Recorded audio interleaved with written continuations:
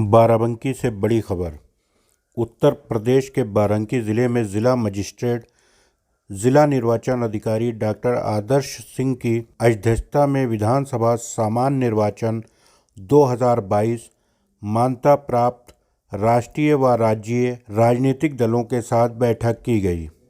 बैठक के दौरान जिला मजिस्ट्रेट ने बताया कि 8 जनवरी 2022 से जनपद में आचार संहिता लागू हो चुकी है, जिसके अनुसार जनपद बाराबंकी में चुनाव पंचम चरण में होगा।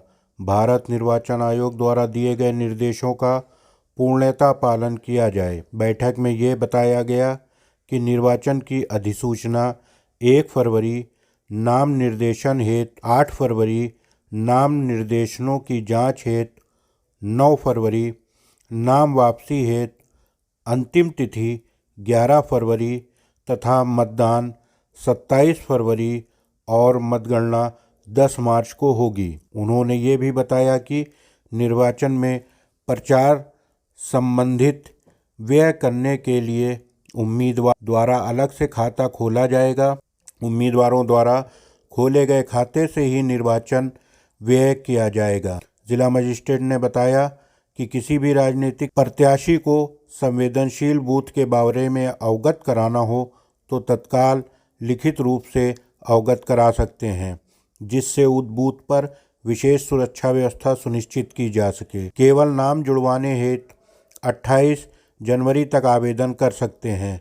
वहीं 80 वर्ष के ऊपर के दिव्यांग मतदाताओं, कोविड से प्रभावित संदिग्ध श्रेणी के मतदाताओं को डाक मतपत्र की सुविधा का विकल्प रहेगा। सभी मतदाताओं से मतदान करने का संदेश देती हुई एक मुहर भी जारी की गई। बैठक में बताया गया कि आयोग द्वारा दिशा निर्देशों के क्रम में 15 जनवरी 2022 तक राजनीतिक प्रत्याशी द्वारा किसी भी सार्वजनिक भवन परिसर का उपयोग प्रचार प्रसार जैसे दीवार पेंटिंग, पोस्टर, बैनर, हेडिंग, झंडा इत्यादि से नहीं किया जाएगा।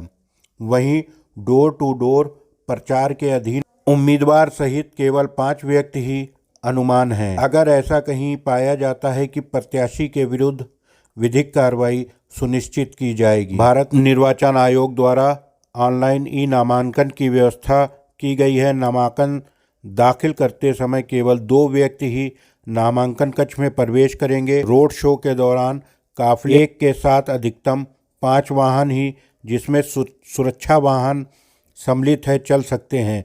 विधानसभा सामान्य निर्वाचन 2022 के अंतर्गत निर्वाचन पंपलेट, पोस्टर आदि का मुद्रण एवं प्रकाशन लोक प्रतिनिधित्व अधिनियम 1951 के तहत कराया जाए। बैठक के उपरांत निर्वाचन कार्यों की तैयारी के संबंध में प्रेस वार्ता आहूत की गई।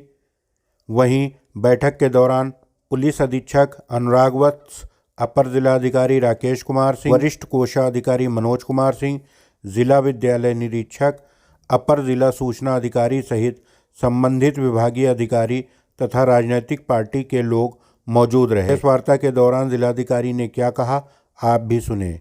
बाराबंकी से नौमान अस्करी की रिपोर्ट।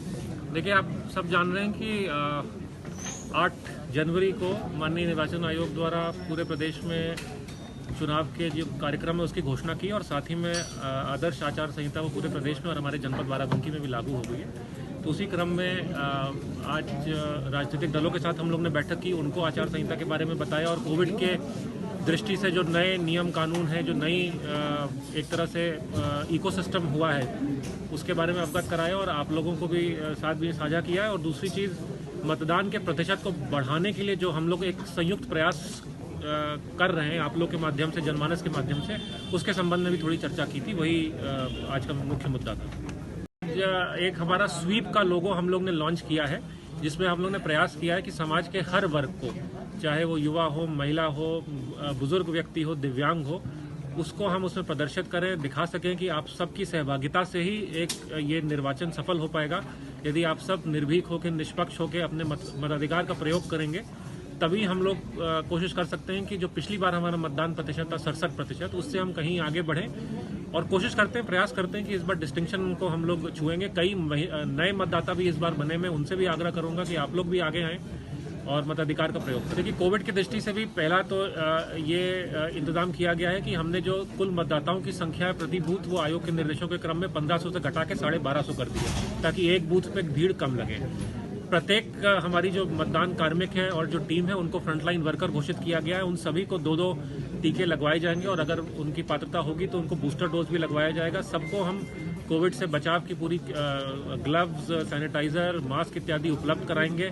प्रत्येक जो हमारा मतदाता आएगा वोट डालने, उससे भी हम अनुरोध करेंगे कि वो भी कोविड के नियमों का पालन करे, सामाजिक दूरी बनाए और मास्क इत्यादि पहन कर आए। प्रत्येक वोट जब वो डालेगा, क्योंकि बटन से डालता है, तो उसके लिए भी आयोग के निर्देश है कि सबको एक डिस्पोजेबल ग्लव्स दिया जाएगा और उसको फिर तत्काल नियमानुसार उसका निस्तारण किया जाएगा कोविड प्रोटोकॉल के अनुरूप, ताकि वोट डालने से भी संक्रमण ना फैले। और एक बहुत महत्वपूर्ण बात कि 15 जनवरी तक हर प्रकार का प्रचार प्रसार वो वर्जित है, सिवाय सोशल मीडिया के। 15 जनवरी के बाद पुनः इसमें जो भी माननीय आयोग के निर्देश होंगे उसके अनुसार हम अवगत कराएंगे।